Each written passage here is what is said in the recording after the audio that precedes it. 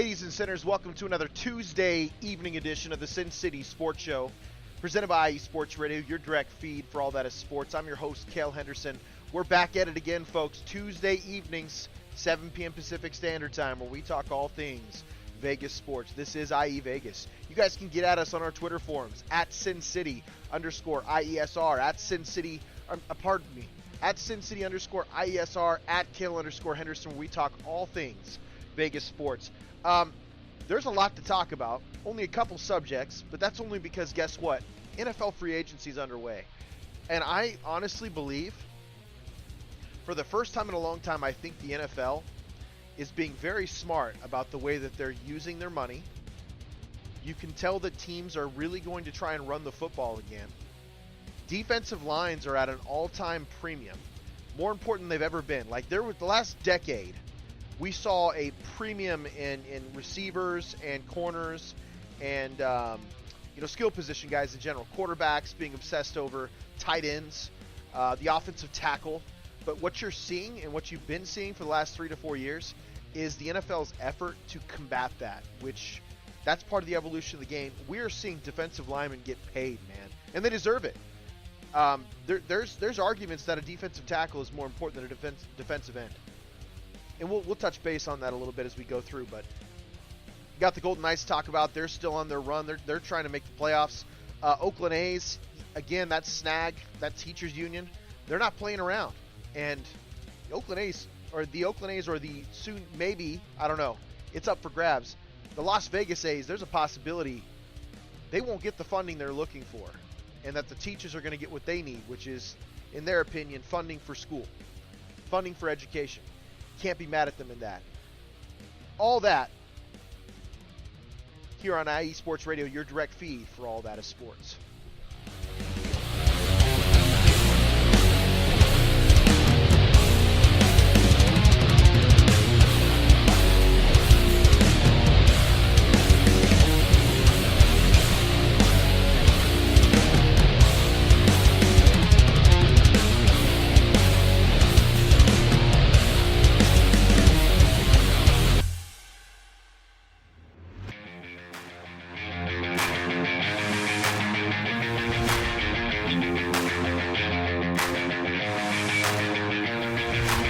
What's happening, sports fans? Are you a fan of Southern California sports? Are you looking for a show hotter than a hot summer day in California? Then look no further than the SoCal Supreme Sports Show, where I talk about all things Southern California sports. That's right, all sports teams from Southern California. From the hard-hitting tackles of the NFL, to the killer crossovers and big three-pointers of the NBA and WNBA, to the grand slams of the MLB, to the bone-chilling goals of the NHL, and to the booming kicks of the MLS, the SoCal Supreme Sports Show has it all for you. Oh, and let us not forget about the college sports as well. So join me, Taryn Rodriguez, every week here on IE Sports Radio, your direct feed for all that is sports.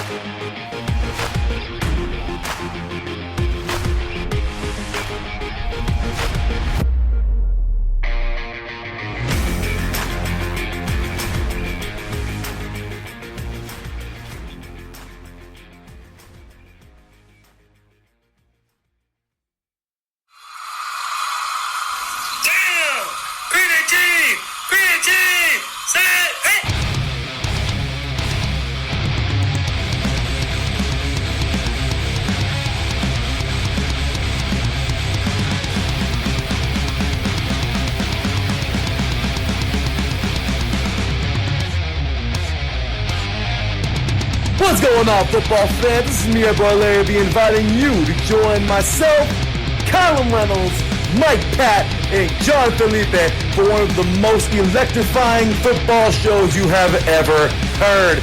3 and Out, right here at IE Sports Radio. Recap of the week before, a preview of what's to come, and of course, 3 hardcore head-to-head prime-time face-offs each week. You don't want to miss it.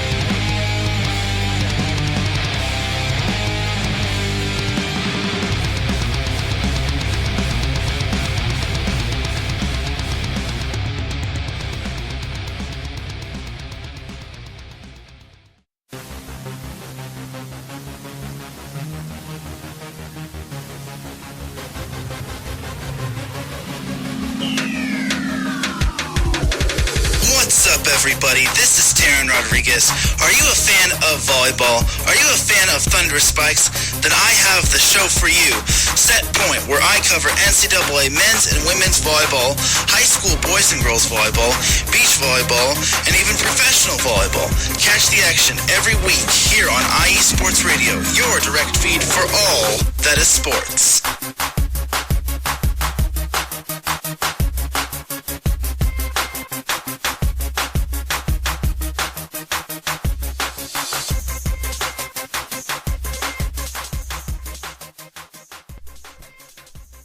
Welcome back, ladies and sinners. Welcome back to another episode of the Sin City Sports Show, presented by IE Sports Radio, your direct feed for all that is sports. I'm your host, Cale Henderson. We're back at it again, folks. You guys know, 7 p.m. Pacific Standard Time, Tuesday evening. A lot to talk about today. Only a few subjects, but a lot to talk about. A lot of depth we got to talk about. But before we do that, we got to talk about our sponsors here at IE Sports Radio, your direct feed for all that is sports. Planet Jerky Premium Beef Jerky. Planet Jerky is the official jerky of the 2022 California League champion Lake Elsinore Storm Single A affiliates of the San Diego Padres. This all brisket jerky has gluten-free options, contains no MSG, no sodium nitrate, low in sugar, and high in protein. This is some of the best beef jerky you can get your hands on. And for a limited time, you can take advantage of their sale. Go to http://planetjerky.net. Place your order. Follow Planet Jerky at Planet Jerky and DM them that you bought your jerky after hearing this ad. Once again, shout out to our sponsor, Planet Jerky, Premium Beef Jerky, the jerky that's on a whole other planet. And we got to give a shout out to our platform, IE Sports Radio. For the last 9 years, IE Sports Radio has brought you amazing content ranging from interviewing legendary athletes, coaches, and other authorized media personnel to building tailor-made shows dedicated to all major sports cities around the country. Make sure to follow us at IE Sports Radio on Twitter, Instagram, Facebook, and TikTok to keep up with the latest in sports with all of our shows. Also, check out our website, iesportsradio.com, for sports news, the IE Sports Radio blog, our Hall of Fame, Fans of the Month, pages dedicated to each podcast on the network, our IE Sports Radio community forum, and stop by the store to check out our latest merch. Thank you for making IE Sports Radio your direct feed for all that is sports. Golden Knights, transition Golden Knights, they're not as cool as IE Sports Radio in itself. By the way, folks, if you guys miss an episode, don't fret, don't be flustered, don't be upset. Guess what? We're on like all major podcasts: Spotify, Apple Pods, Good Pods, Google Pods, Spreaker Radio. I mean, we're all over the place. Apple's a big one. You guys know that. If you got an Apple phone, that's a pretty easy one to get in touch with. But please go like, share, follow, help our algorithms, spread the love. Go to iesportsradio.com. Check out our shows. Check out my teammates. They do a hell of a job as well. Like, follow our shows.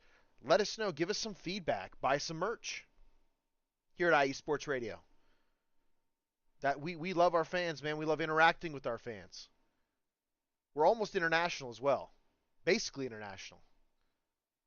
So spread the love. And don't miss an episode. Download them podcasts and listen in. Golden Knights. Man, they're having a rough go of it lately. Won 2 of the last 6 games. They fall into 4th place in the division. We're solid second for about a month or two. And, you know, we talked about a little bit. I said that we're going to probably see this Golden Knights team go on a run. And it's possible, man. They can still do it. They made a couple trades, I think, to make the team better. These losses couldn't come at a worse time. I think some of the injuries are starting to stack up again. Nagging injuries, nothing serious, but it still adds up. I think the team will start getting healthy at the right time and making a run. They're only a game back from 3rd place behind the Kings, but the Kings are a much improved hockey team. They're 3 games back from the Oilers. The Oilers have been almost screaming, you know, from middle of the pack in the Pacific Division. They've been on a run, man. They've been on a tear. Draisaitl, McDavid, those guys are on just they're just doing legendary things right now. And I think that they're going to be a really tough out, especially in the playoffs.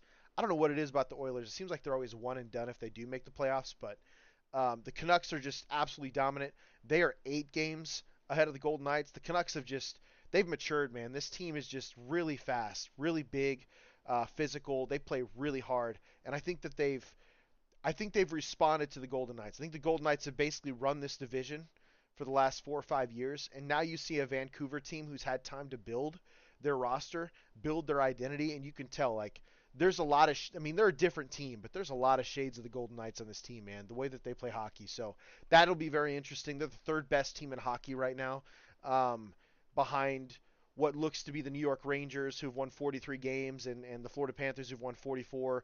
Boston Bruins are still really good, but the reality is like the top 2 teams in the NHL are the Florida Panthers and the Vancouver Canucks.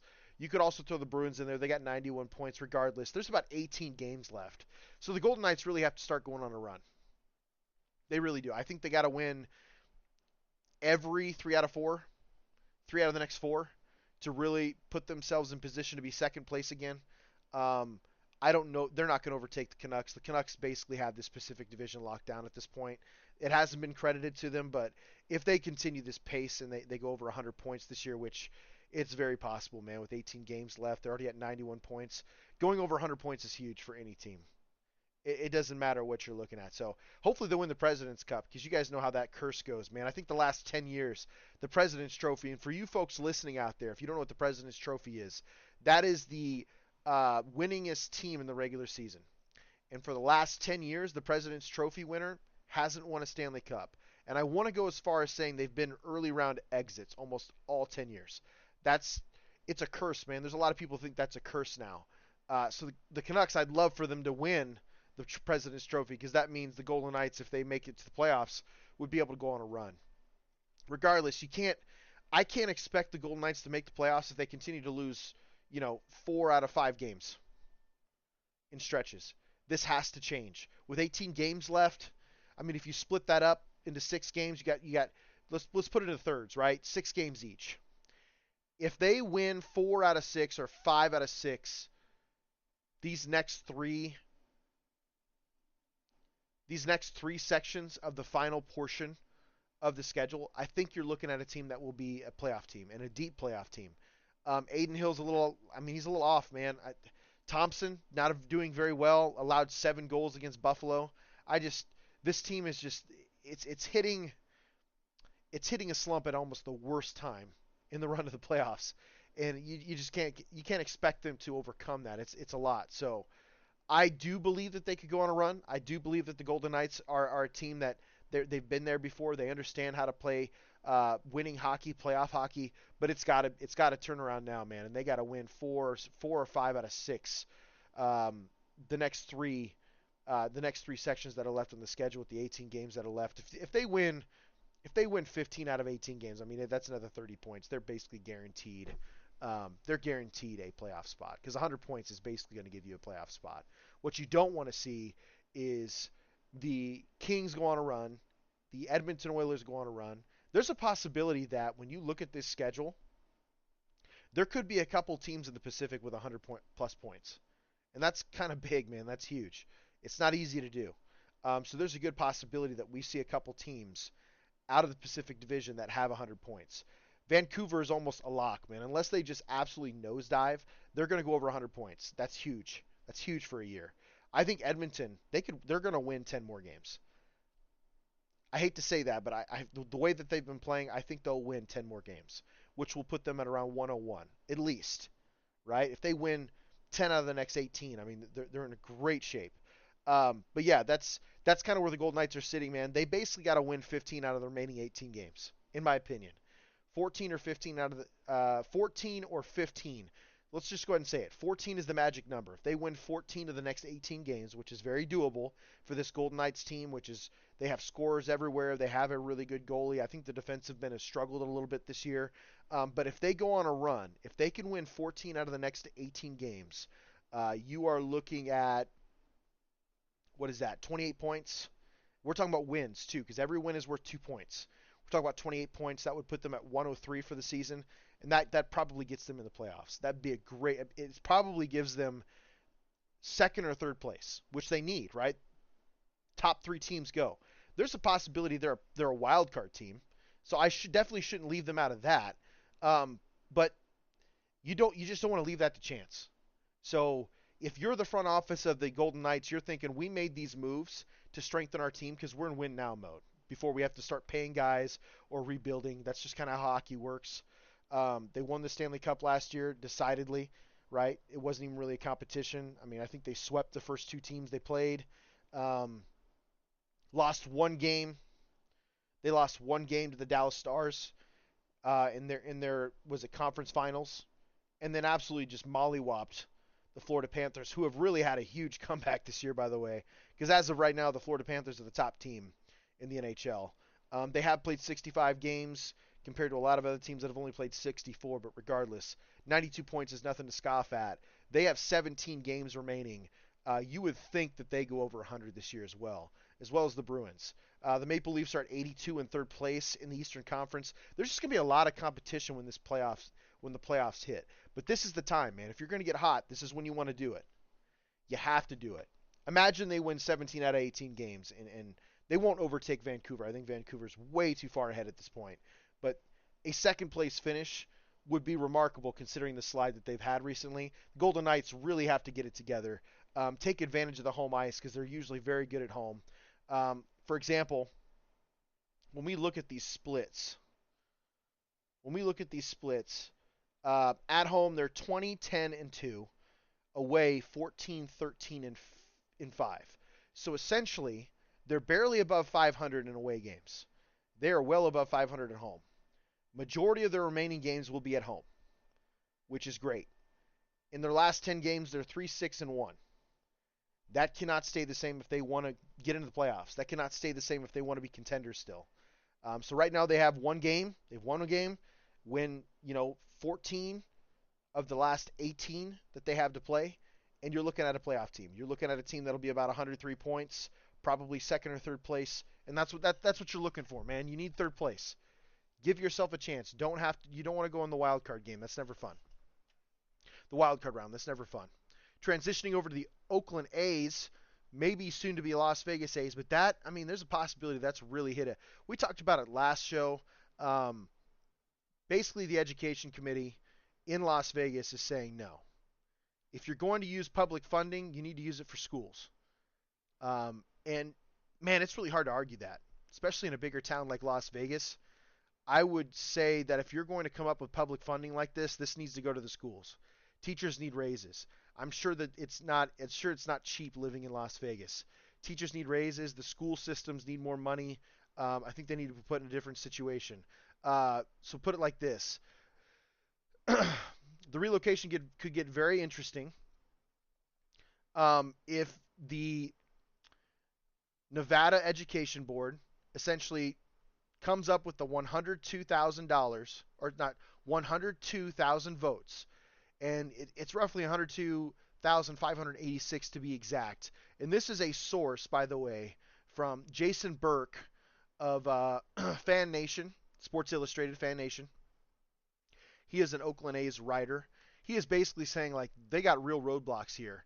And the 4 districts for voting have to be submitted by July 8th. If the public, if the teachers union and the public were to win, if that's what they want, is to win against this public funding, they would need 102,586 signatures. Split evenly, essentially, or anyway, between the 4 districts there in Nevada. And that would change the ballot. So Fisher and the A's, so owner Fisher and the A's, John Fisher, would not receive any funding from Las Vegas. At that point, he would need to put up $1.3 billion for a ballpark project, with the other $200 million coming from debt financing. He would also be on the hook for any costs, overruns with the project, stuff like that. And we know this, if you're an owner of a sports team, you're rich. You're very wealthy. You don't become an owner of a sports team by accident, and then there's revenue sharing and all that jazz. If you're doing it the right way, you are still a very filthy rich person. The problem is the A's are one of the poorest teams in baseball. I don't foresee, and maybe it's pocket change for John Fisher. It just depends on what he does for a living. I've never really done research on that. But $1.3 billion of your own money, that's a lot. So they really want to figure out a way to make this work. And honestly, a lot of this is John Fisher's fault, in my opinion. This is my opinion that are my own. John Fisher has been a horrible owner for years. That team has been, they barely had 10,000 fans in their stadium or in their ballpark there in Oakland Coliseum.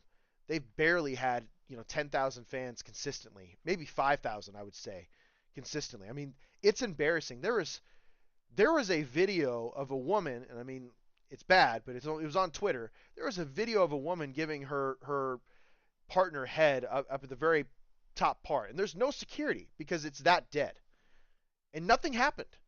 Nothing happened to those people. That's how trash those fans are, and Oakland Coliseum is, right? This team doesn't have the money to pay $1.3 billion for this project. There's no way.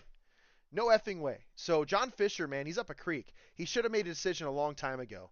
Las Vegas was trying to gift these guys, I think it was roughly $300 million to start, and then roughly $200 million worth of cash based on the lease of the stadium, which would be leased back to the A's super, super cheap, the property that it's sitting on, all that jazz. Like, they had roughly $500 million worth of funding from Las Vegas. It may not have been $500 million straight cash like John Fisher was wanting, but John Fisher was way oversetting, right? He was trying to value his baseball team up with the Raiders, and it was never going to happen. The NFL in Major League Baseball, it's not on the same level, not even close, right? Especially right now. Maybe back in the day when baseball mattered, it was 100%. It was probably more of an even game then, but America has always been a football country. American football country. And even though baseball is a pastime, it is sticking true to that name, man. It is a pastime. Sports are passing it up. Basketball passed it up. The NBA passed up Major League Baseball. And I think it's because of how old school and set in their ways they are. This pitch timer's coming way too late. Just some of the things that they're introducing to baseball to speed up the game a little bit. I still believe the schedule's way too long. Regardless, you're looking at differences. Like the NFL's a license to print money. Their draft is an experience. It's an event. People buy tickets to go to the draft. People buy tickets to go witness college players getting selected and living out their dreams. You don't see people doing that in Major League Baseball. Not 100,000 fans by any means, which we saw in Vegas or Nashville. That doesn't happen. It's just a totally different game. The draft matters. Free agency matters. Look at what the NFL's doing with free agency right now. Every year, it's a marketing event. And the old heads in baseball just haven't been willing to do that. John Fisher is an absolute idiot if he truly thinks that his team is anywhere near the value of the Las Vegas Raiders. The Raiders are one of the blue bloods of the NFL. They are a trash-ass franchise right now. I hate to say it. Let's be honest. Mark Davis he's a dumbass. And he'd admit that. He has admitted that. He's admitted he's been the issue the last 12 years. And I respect him for that because a lot of rich dudes don't do that. A lot of rich people don't look at reporters and say, I've been the problem. He apologized with all the new coaches that he's hired over the years. He's apologized with the failed experiments with draft picks and GMs. He's also apologized with the way he just didn't do enough to get Derek Carr in a successful position because, I mean, let's think about it, man. Derek Carr had 4 different head coaches in the 9 years he was here. Not counting the interims, of course. Roughly 4 different play callers in the 9 years he was here. Not counting the interim offensive coordinators. Mark Davis is a problem. The team has been bad for 20 years. And the A's still can't even wave a little digit at the Raiders like they're on the same level. Not even close. So John Fisher, I think, is a lot to blame here, man. I think he was greedy. A year ago when this money was offered to him, he should have taken it. Got the vote done when there were supporters. And then found financial backing later. Look at what the Raiders have been able to do. Yes, they're a severely much more popular franchise than the A's. I get that. But if you start formulating a team, build it, it's that whole if you build it, they will come type thing. Vegas is an attraction. Baseball in Vegas would be an attraction. You're going to make a ton of money. You're going to be able to find investors in the long run.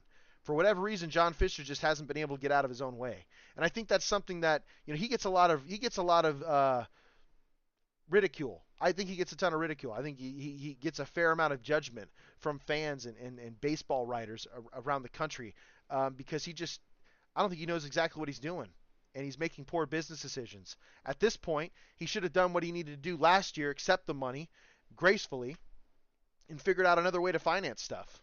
You're a billionaire owner. You can figure out a way to finance $500 million to finish your stadium funding. If you can't do that, you shouldn't be a baseball owner. If you don't have people on your staff, in the front office, in operations, in management, that can help you find these types of resources, being a sports team entity, a pro sports team, then you don't have the right people hired. So John Fisher's a problem, man, and I don't think there's a possibility that the Board of Education in Nevada figures out a way to find 102,000 votes. And then the A's are up a creek. They're going to have to figure out something with Oakland. And if this happens and they have to go back to Oakland like they're groveling for support in other ways, I don't know if Oakland's going to have the same position they had before the A's were trying to pursue this by any means. So this is kind of crazy. You'd love to see a baseball team in Vegas. I think the A's are a perfect team for that. The reality is they got poor ownership, and they're running into some serious roadblocks. And they've overvalued their franchise is what's happened.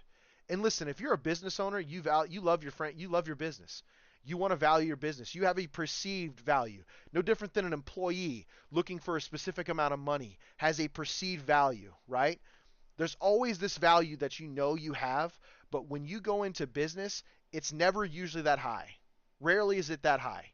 So you have to kind of humble yourself. I'm not saying you don't go ask for the world, but if a city basically is willing to give you roughly $500 million in value to bring your franchise to their city, if Major League Baseball is willing to waive all relocation fees and you don't find a way to finance the rest of the stadium, you're an absolute loser. It's strong, but it's true.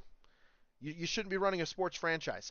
If the Board of Education finds 103,000 votes, and I'm just saying that as a rough estimate, right? Like as a rounded up estimate, if they find 103,000 votes and that's what keeps John Fisher from finding a way to relocate his team, I don't know if he'll be the owner very long. Because they barely fill the stands in Oakland. They don't fill the stands, as a matter of fact. It's more than half empty, and you got, promiscuous videos showing up on Twitter, which is absolutely disgusting. Like, come on, man. Yeah, the A's are in trouble. The A's are in trouble. There's a huge reason. I don't think anybody wants to be a part of Oakland. And I know that there's some Oakland apologists out there. But the reality, that place has gone to hell. Like, Oakland and Memphis are two of the worst cities in our country. It's well documented. It's dirty, it's trashy, it's not well taken care of by the city. The citizens don't take care of them very well. There's a huge reason why Mark Davis wanted to move out of there. There's a huge reason why Mark Davis or Al Davis, even in the 80s, was like, man, Vegas would be a perfect spot for our team. It's just, there's more money there, man. There's more opportunity. Oakland is just, it's not the same city it was 20 years ago. And that's just kind of how evolution is. It is what it is, man. But yeah, the A's wanted out. Golden State got out. The Raiders got out. I mean, come on. It just looks bad. Looks horrible. And speaking of the Raiders, we're going to talk about them when we get back here on the Sin City Sports Show, presented by IE Sports Radio, your direct feed for all that is sports.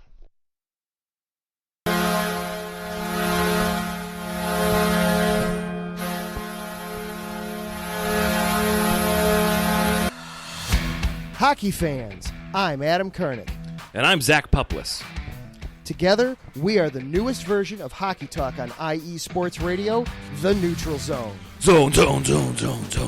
We love hockey, but we also know it's not everyone's first sport. So we want to make this show as much for new fans as for the diehards. Whether you can name all the Swedes on the 08 Red Wings Stanley Cup team, or if you can't tell if Varlamov is a goalie or the latest trendy vodka, we're here to help. With facts, figures, and outrageous fans, we bring you all the hard-hitting hockey news you can handle, while still keeping it fun and on the rails. Well, mostly. So tune in every week as we go around the hockey world from college to Canada, the minors and the majors, and everywhere in between. So bring your cellies, And your one-timers, you wicked wristas. and be sure to protect your five-hole. Catch the Neutral Zone every week on IE Sports Radio, your direct feed for all that is sports. We promise not to pick on the Arizona Coyotes every episode.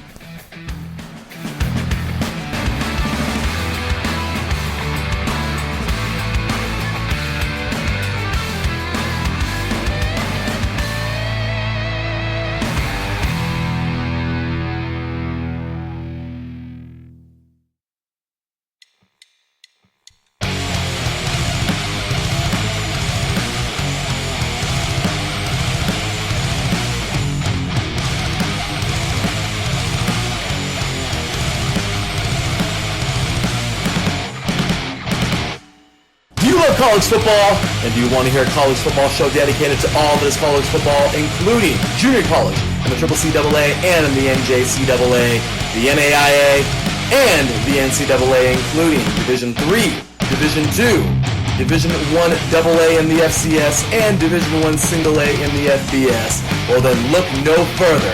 Join myself, Larry B., and my colleagues, Mr. H-Town Blake Henley, and Mr. Christian Espinoza, each week during the college football season for the latest in college football on 3 and Out College Edition, right here on IE Sports Radio, your direct feed for all that is sports.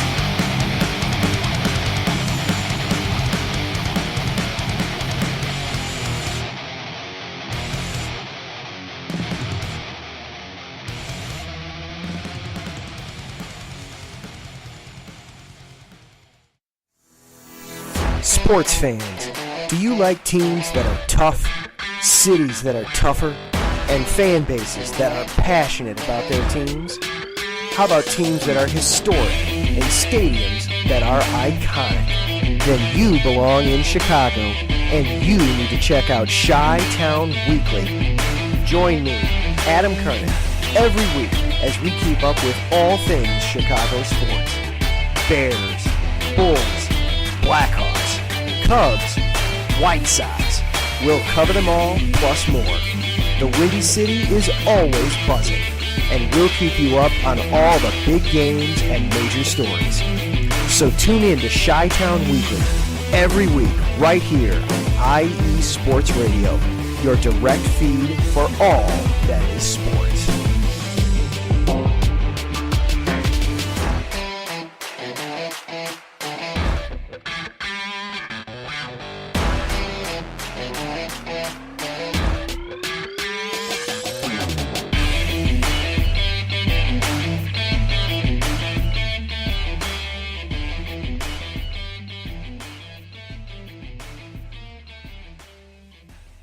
Back for the last part of the show here on the Sin City Sports Show presented by IE Sports Radio, your direct feed for all that is sports. Again, I'm your host, Cale Henderson. You guys can get at us on our Twitter forums at SinCity_IESR, at Cale_Henderson, where we talk all things Vegas sports. If you miss a show, don't even worry about it, guys. We're on every podcast network, major podcast network you can look for: Spotify, Spreaker, Apple Pods, Google Pods, Good Pods.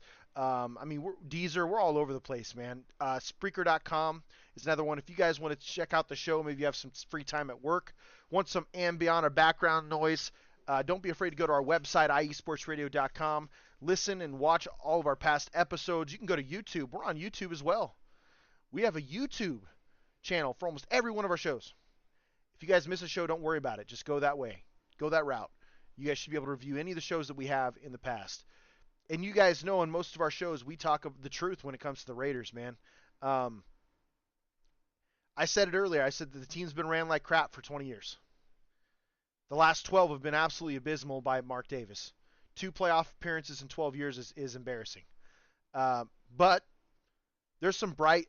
listen. I'm never one to say you do win in the offseason, not by spending in free agency. No. By having great drafts and talent evaluation, that's how you win in the offseason. And the Raiders have never been a team that have really spent huge money. They just haven't really spent huge money in the past. And that's something they decided to do day one of free agency when they went after Christian Wilkins. I mean, are you serious? What a great pickup. He's a dominant defensive tackle. He's not just great in the run game, he can rush the passer as well. And he does an excellent job. He did an excellent job for Miami. He was ranked 77th last year, but a lot of that had to do with some of the nagging injuries he was dealing with. Not even worried about it, man. You could pair him with Max Crosby. I'd put those dudes almost in the same time every time. Don't even care. Don't even care. You got Jenkins there in the middle that you can use as a nose tackle or a very quick or run stuffing defensive tackle. He's coming on late. I think there's a ton of pieces in this draft that can be added to the fold. Javon Kinlaw was signed. He had a short stint with the Niners. Before that, he was with the the Jets. Seriously, after day one, you could say that the Raiders had a great first day of free agency. I have no problem saying that, and I don't usually say that. Usually the Raiders are the type of team that's going to sit and wait and find value. That was not the case this year. They went and got their guy, the guy that they were coveting. Christian Wilkins is absolutely going to kill it. I think he's going to take pressure off Max Crosby. If teams decide to double Crosby, then they got to worry about Christian Wilkins. If the teams decide to double Christian and Max Crosby, really nobody is talking about Malcolm Kuntz, who had a great last half of the season last year. Like, Antonio Pierce went to that dude and said, hey, man, Chandler's not here. You got to pick up slack. We all know Chandler had his meltdown. He couldn't be with the team any longer, right? The Josh McDaniels situation, I'm sure he drove him crazy. I wouldn't be surprised. But, I mean, let's be honest. Malcolm Kuntz had a monster, a whale of a half of the season, second half of the season. I think he had like 8.5, 9 sacks in 8 games. 8-9 games. About a sack a game. If you can get that kind of production from him, and then you add a guy like Christian Wilkins, who's one of the top defensive tackles in the game. And the thing with Christian Wilkins is he's not just a run stuffer. This man is slippery. He can get through the cracks. He can put pressure on the quarterback. He's shown to do that for years. Now you pair him with Max Crosby. Tyree Wilson, first round pick out of last year. There's a lot of folks that think he's going to be a good player. So you have multiple options to set up a pass rush. Malcolm Kuntz is that guy who had 8 sacks. And all of them came in the last half of the year, when Max and the defense were really playing some serious ball. I mean, seriously, man. Patrick Graham was reaching in his bag.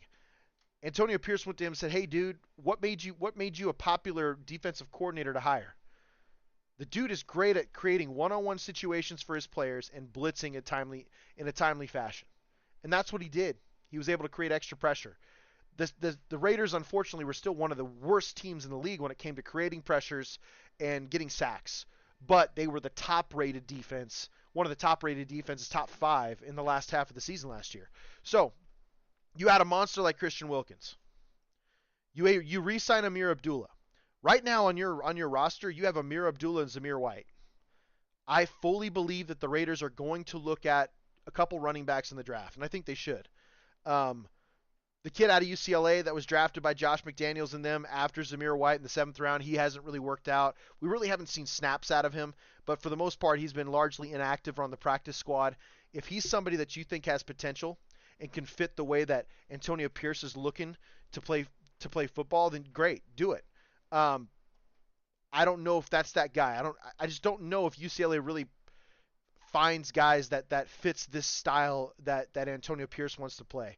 And let's not I'm not mincing words, man. Like, you can tell Antonio Pierce ain't playing. He's trying to build an identity based on the players that we're seeing. Andre James was re-signed. I have not been a huge fan of Andre James. I do believe that Andre James has had a tendency to get his absolute ass kicked by better defensive linemen. If he is left alone on an island with a decent nose tackle, he usually gets rocked. He's a plus pass protection type center. He's not very strong. He's not known for his power, but he's definitely a good pass pro type center. The problem is when he's left alone with a linebacker or defensive lineman in the middle without any help, double team from Parham, or last year I think it was Van Ruten, if he doesn't get help, he usually gets his ass kicked. Good news is, for the entire season of 2023, he was ranked 10th among all centers. That's great. So the Raiders decide to pay him. And he's pretty much the 16th best, as far as money's concerned, he's the 16th highest paid center.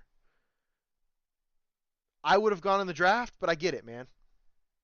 Not a big deal. 2 years, $8.6 million, it's $4 million a year. That's nothing for a center. Nothing for a center. And this is probably one of the few bright spots from the John Gruden, Mike Mayock era, by the way. They decided to trade away Rodney Hudson and move Andre James into a starting role. This was one of, you're going to have to bear with me. All of a sudden I'm blanking.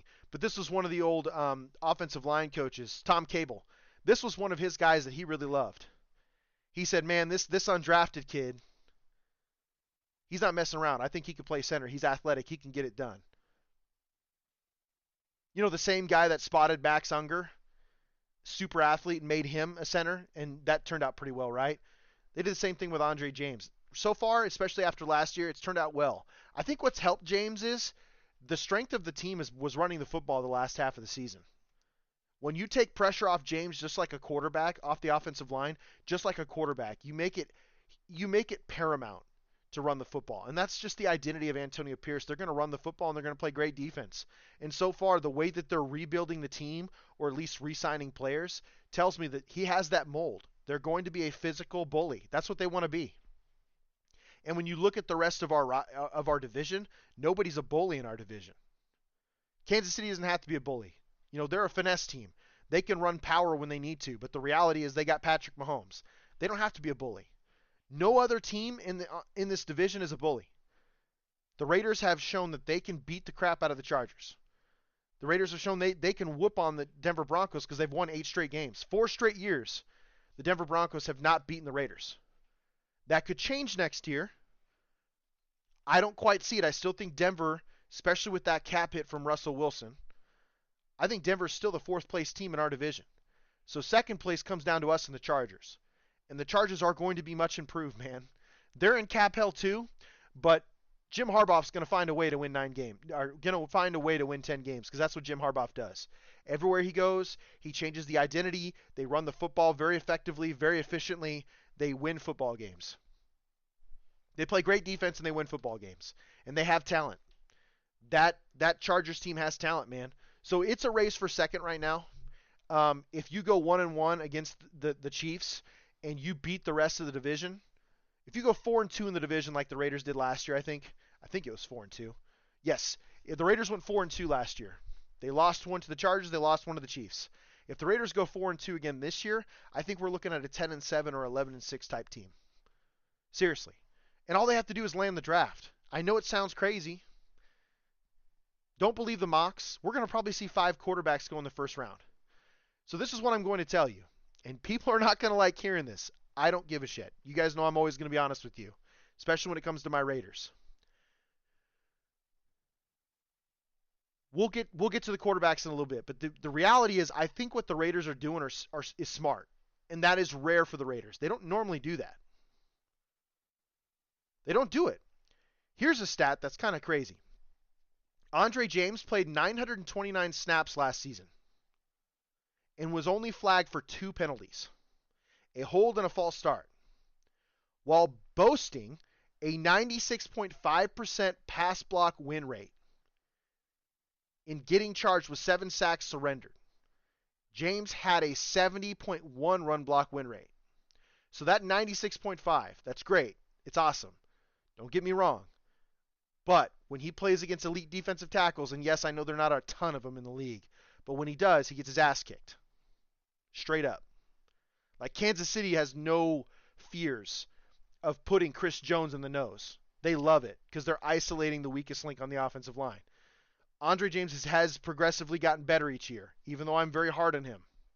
He's progressively gotten better. If he can continue his output in the pass blocking and he can increase his output in the run block, you're probably going to be looking at a bona fide top 10 center next year. And then you're looking at a player that is on a bargain deal at $4 million a year. And that's what the Raiders are trying to do. I think Tom Telesco's doing a really good job. I like Amir Abdullah. He's valuable in the special teams. He is 30, but he's not somebody who's going to get more than 300 carries on the season. If he does, you know you're in real trouble in the running back room. It's just not going to happen. He had 15 carries for I think it was 89 yards, and then 19 catches for 131. It doesn't jump off the page, but realistically, he's a third down guy. He's excellent in blocking, and he's a special teams weapon. He's so valuable on special teams.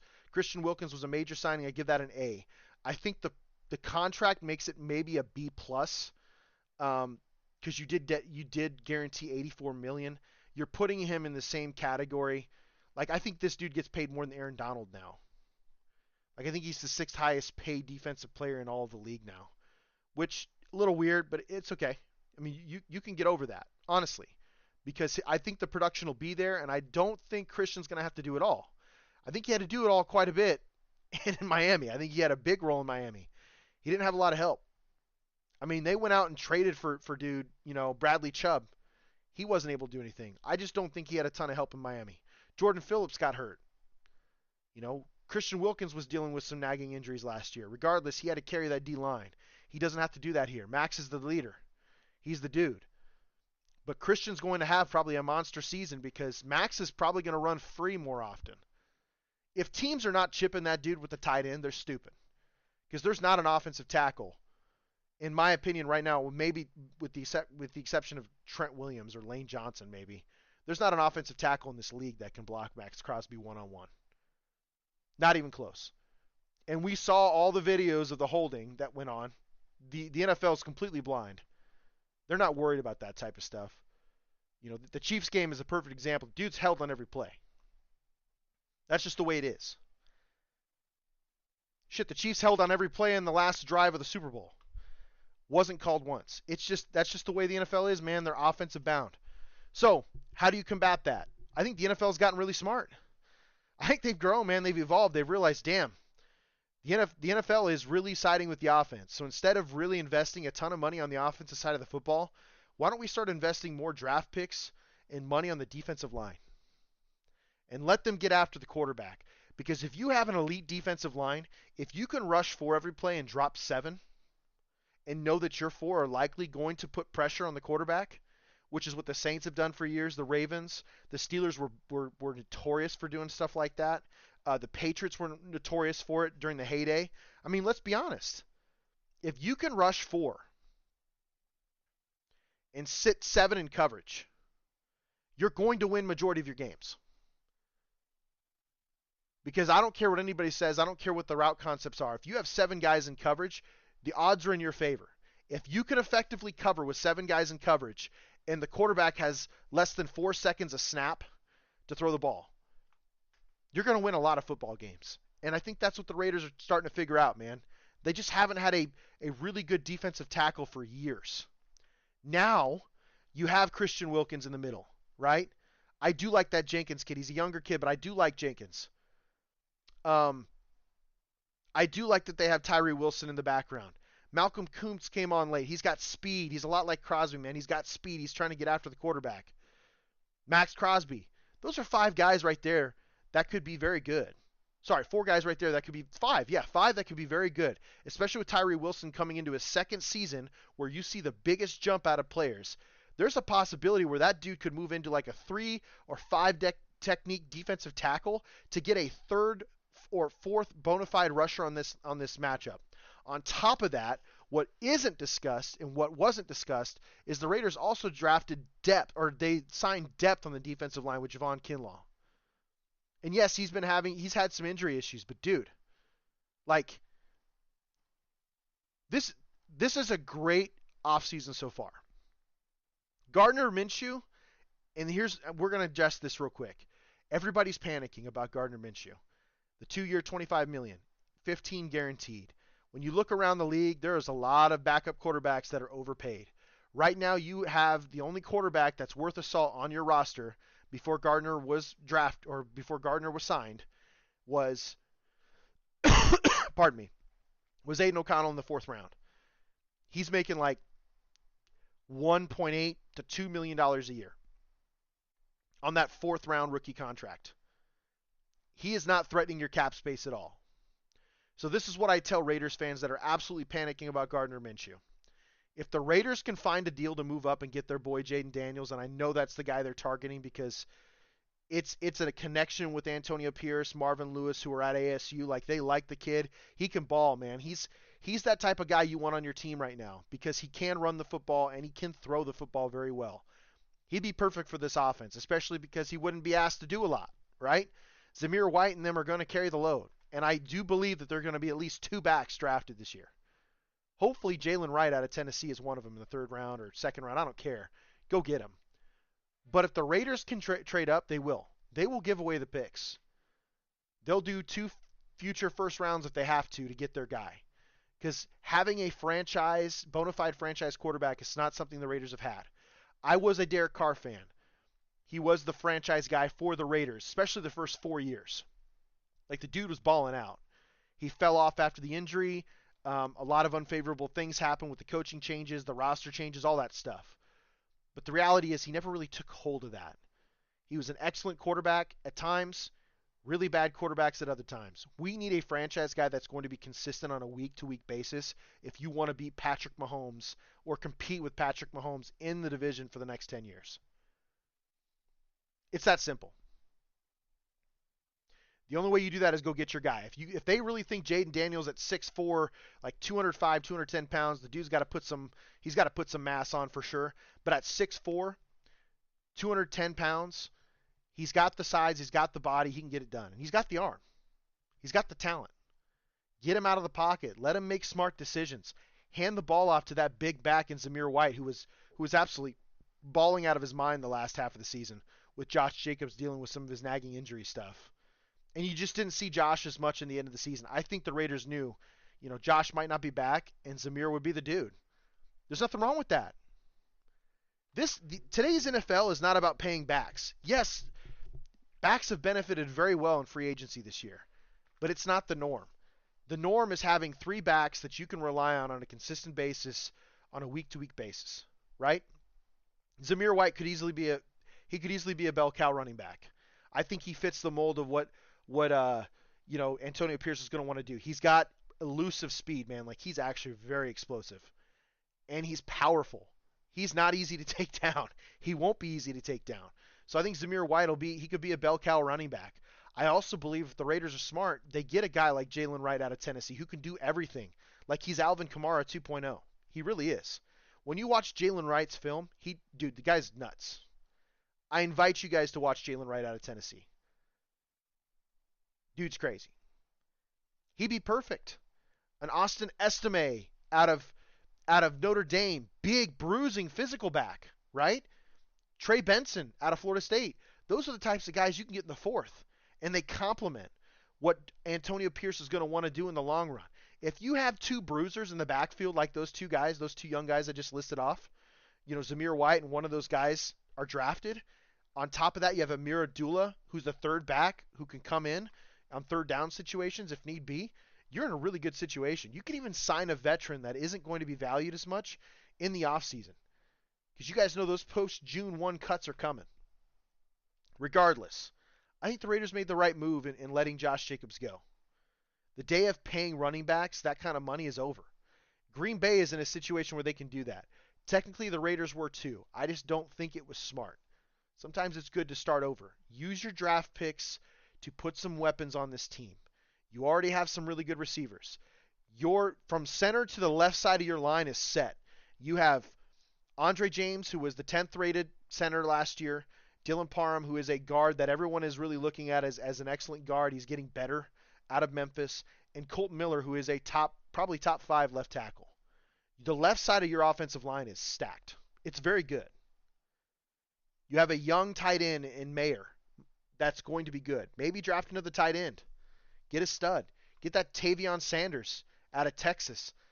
Let him be another vertical threat if you want to run a couple tight end sets. That's the rage these days. But what the Raiders really need to figure out is that right side of the offensive line. I truly believe that Thayer Mumford deserves a shot. You should go out and draft somebody to compete against Thayer. I just tweeted this on the IE Sports Radio Twitter page. Thayer Mumford has all the tools. I think the inconsistency in coaching and the changes in coaches kind of screwed some things up here and there. But I do believe that Carmen Brasilia was starting to get to that kid. Jermaine Illuminor being okay and good enough held Thayer back. I think Thayer is a really good prospect at right tackle, and he has the potential to be that dude. He just needs competition. He needs somebody to push him. So I do believe that the Raiders, if they really wanted to, that Morgan kid out of Arizona, he'd be great. I like Christian Jones out of Texas, big bruiser. Blake Fisher out of Notre Dame. Yes, he's not Joe Alt, but he could come in and play right tackle. He could. I don't know if he'd beat out Thayer. I think Christian could. I think Morgan could. I mean, I know that those top offensive tackles who could be there at 13, and by all means, man, if the Raiders can't trade up and get their guy, they need to trade back and get more assets. Build around Aiden. Let Aiden and Gardner Minshew compete. And that's exactly why Gardner's here. He's a veteran quarterback who's been through a lot of changes, who knows the NFL. He's very smart. He's a lightning rod in the locker room. Everybody loves him. But most importantly, if Aiden O'Connell beats him out, Gardner's going to be a good leader, and he's going to help Aiden O'Connell succeed. And that's what we want. And the way that Luke Getsy calls an offense, which is very run-heavy, it's perfect for what Aiden needs if he's going to take the next step. And we all know that Antonio Pierce likes Aiden O'Connell. He's made that clear. He said that on talk shows. He said that to ESPN. He said, what if we gave this kid a full offseason to grow? But bring in some competition like Gardner to push him. Maybe the Raiders don't have to draft somebody high. I think they should, if they can, go after your dude if you believe one of your dudes is one of the top 3 guys. I'm also one of those that I think J.J. McCarthy slept on. I truly do. I don't think he was asked much of because Michigan was just a monster that was built to run the football. But in games that mattered, the dude played well. He threw 3 touchdowns against Bama to win that game. If you don't have him throwing as efficient, yes, the first play was horrible. He missed a wide open quick out. I get that. But after that, the dude played solid and he showed up when he needed to. J.J. McCarthy wouldn't be bad either. I don't see him leaving the 10th overall pick. So this, back to the draft. This is where I get real with you guys real quick before we close the show here. I do believe that the Bears will figure something out. If I were the Minnesota Vikings, I would trade for Justin Fields. You have weapons. You're rebuilding your team. If you can, trade for Justin Fields. Give Justin Jefferson a reason to stay. Right? A 2 and a 4 next year isn't going to hurt the Minnesota Vikings. Not at all. If it's a 3 and a 2 or a 3 and a 3 next year, right? A 3 this year, a 3 next year. Because that's kind of what we're looking at for the market with Justin Fields. I don't think that the Bears are going to get everything they want because, I mean, this move like Gardner Minshew is what we're seeing in free agency. Like Sam Darnold to the Vikings is what we're seeing in free agency. I just don't know if the Bears are going to have the same value they're looking at. So there's 2 options there. The Bears are either going to trade out of 1 and keep Fields, or the Bears are going to trade Fields and take one of the top quarterbacks. I do think, regardless of what you say about Caleb Williams and how he's doing what he has to do, and he's setting a precedent for future quarterbacks and all that stuff, I do think he's hurting his draft stock a little bit. And if I were the Bears, you've already passed on Patrick Mahomes. I probably wouldn't pass on Caleb Williams. Overall, I do believe the Bears need to restart. So, with that said, I think the Bears are going to draft one of those top 3 guys. I do believe Washington is going to draft one of those top 3 guys. Based on what we've seen from the Patriots have signed backups and they traded away Mac Jones, your former first-round quarterback. I believe the Patriots are going to draft one of the top 3 guys. Unless some team trades up and gives them the world, I think the Patriots are going to draft one of the top 3 guys. So, I believe Caleb Williams, Drake May, and Jaden Daniels will all be gone at 3. By 3. I truly believe that. With that said, that's where the desperation comes in. And you could see a team like Denver who just doesn't care right now. They already have a big cap hit. They need to rebuild under Sean Payton. You could see a team like Denver try and trade up. Just trade the farm. If Minnesota doesn't go after Fields, you could see them trade up. The Giants right now are a quarterback needy team because it seems as though as a report on Twitter, is they're okay with the idea of possibly cutting Daniel Jones and taking on a $60 million cap hit to bring in a rookie. So you have the Giants at 6 that need a quarterback, right? Dude. And then the Falcons they don't need a quarterback anymore. They got Kirk Cousins, but they still kind of need a quarterback. You get what I'm saying. Regardless, there are roughly, outside of the top 3, there are 5 other teams that could use an upgrade at quarterback. And I think that tremendously hurts the Raiders. The Raiders are going to have to be in a bidding war, and I just don't. If it costs 2 first-round picks, I totally get it. If it costs 3, I think it's one of those where, man, that's a lot. And I like Aiden. I think Aiden is serviceable. So what would happen if the Raiders did what the Chiefs did all those years, right? They built a juggernaut around Alex Smith. And yes, Alex Smith got them to the playoffs and he didn't do much. But they had an amazing team. What if the Raiders build an amazing team? They're winners. Maybe they don't win it all, but they're winners. And then the guy that they really want shows up in future years and they already have the team built. What if the Raiders went that route, just like the Chiefs did? Dude, Patrick Mahomes was achieved or was grabbed out of the grasp. It's an amazing trade. It was only like a first and a third that it cost the Chiefs to get Patrick Mahomes. Right now, people would give up 5 first-round draft picks to have Patrick. A lot to be said there, man. You just have to be careful. You have to be careful. So I stand on this hill. If the Raiders can trade up and get a good deal to get their guy, they need to do it. If they can't, you stand pat, you see what happens, because there are going to be some desperate teams that try to trade up and get a guy like J.J. McCarthy, try to get a guy like Bo Nix. At that point, you have a Michael Penix Jr. that has fallen to you at 13. Do you take Michael Penix at 13 and not have to give up a bunch of draft picks? Or at that point, do you do what I think the Raiders should do if you can't get your guy in the top 3 and just trade back and try and get more assets? Trade back into the 20s with the team, man. Get a couple more, get an extra second and a third or something like that. That ain't going to hurt you, man. That's going to help your team, especially when you're trying to build depth. A lot that the Raiders can do, but right now they're off to a good start. I like what they've done in free agency thus far. I don't think they're done. At this point, I think they're done with the big money, but pretty soon they're probably going to be starting to look at the value adds that are out there, people that are undervalued based on the market and what's going on and how much people have spent.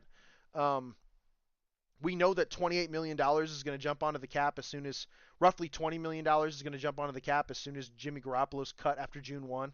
So there's going to be some moves probably prior to training camp that could happen. But that's also money you can spend on draft picks if you decided to trade back. Again, I'm going to repeat this one last time before we close the show here. The Raiders should trade up if there's a guy they want. If there is a guy they want, they should trade up. They should make it happen. Be wary of what you're giving up, but go get your guy. Because you do have a team with skill position guys that fit what a young quarterback is going to need right now to grow. Like, this team right now is in a better situation than what C.J. Stroud had. Let's be honest. They got to build a little bit better around him, and they will. He's an excellent player. But I'm just being real with you. Like, I think the Raiders right now are in a better position looking for a quarterback than what the Texans were last year. So trade up and get your guy if you can. If not, hang tight and see what happens, because teams are going to be desperate and they're going to be trying to fight for a top 10 pick to get one of these guys that aren't part of the top 3. I think 5 quarterbacks go in the first round. Easy. And there's a possibility Penix goes late in the first. So then you're looking at 6. And that is a move that the Raiders could look into. Maybe they trade back from 13. Maybe they draft a guy. Maybe they draft a top player or draft one of the best players that's available. Fortify their offensive tackle position, because maybe they don't believe in Flair Mumford, whatever. Maybe they add a defensive lineman, top D lineman. Regardless, what if the Raiders go that route? They wait till closer to the end of the second, and they decide to trade up just like the Packers did a few years back and pick their quarterback of the future, like they did with Jordan Love. You'd be willing to give up picks for that, and you probably wouldn't have to give up more than maybe a second and a fourth. So basically the picks you got to trade back to begin with. There's a lot of scenarios that they'll be looking at, and I think that we have the right people in place to do it. But from what I've seen out of tendencies, Telesco's never really traded up big time. He's never done that. So I don't know if it's going to happen. I think the Raiders, with this signing of Minshew, he could be a bridge quarterback. Aiden O'Connell could be a bridge quarterback. But there's a really good chance, looking at this, that Aiden gets a fair shot to compete for the starting job.